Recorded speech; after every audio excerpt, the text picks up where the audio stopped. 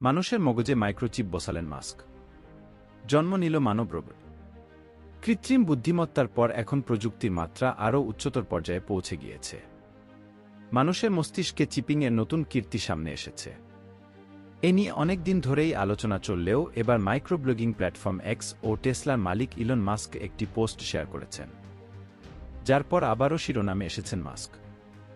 Elon Musk একটি post share করে বলেছেন যে নিউরোটেকনোলজি সংস্থা নিউরালিঙ্ক প্রথমবার মানুষের মস্তিষ্কে একটি চিপ স্থাপন করেছে।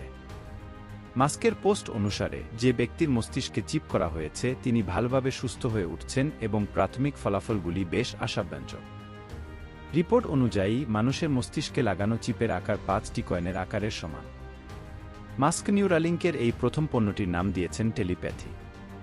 উল্লেখ্য, ইলন মাস্ক 2016 সালে এই স্টার্টআপ শুরু করেছিলেন। গত বছর মার্কিন ফুড অ্যান্ড ড্রাগ অ্যাডমিনিস্ট্রেশনের কাছ থেকে সবুজ সংকেত পাওয়ার পর মাস্কের স্টার্টআপ সংস্থা মস্তিষ্কে একটি চিপ লাগানোর জন্য অংশগ্রহণকারীদের নিযোগের প্রক্রিয়া শুরু করে। এই চিপ আনার উদ্দেশ্য কি? এই স্মার্ট টিপস আনার উদ্দেশ্য হল যারা হাঁটতে পারেন না, কথা বলতে পারেন না, যারা প্রতিবন্ধী তাদের সহায়তা করা।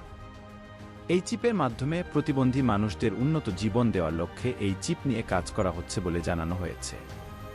প্রযুক্তি কিভাবে কাজ করে? চিপ ইমপ্ল্যান্ট কিভাবে মস্তিষ্ককে যে কোনো ইলেকট্রনিক ডিভাইসের সঙ্গে সংযুক্ত করে তা পোস্টে ব্যাখ্যা করেছেন ইলন মাস্ক। মাস্ক বলেন, প্রতিবন্ধী ব্যক্তিদের জন্য এই ইমপ্ল্যান্ট কাজে লাগতে পারে।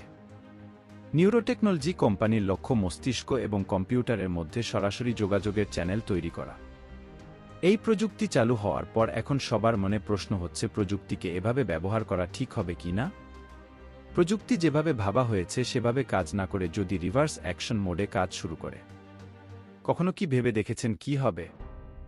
বিষয়গুলি আরও খারাপ হতে পারে। প্রযুক্তি নিঃসন্দেহে খুব আধুনিক, তবে এতে শারীরিক ক্ষতির সঙ্গে যুক্ত অন্যান্য বড় বিপদও রয়েছে। বন্ধুরা, ভিডিওটি ভালো লাগলে একটা লাইক ও শেয়ার করুন আর চ্যানেলটি অবশ্যই সাবস্ক্রাইব করুন।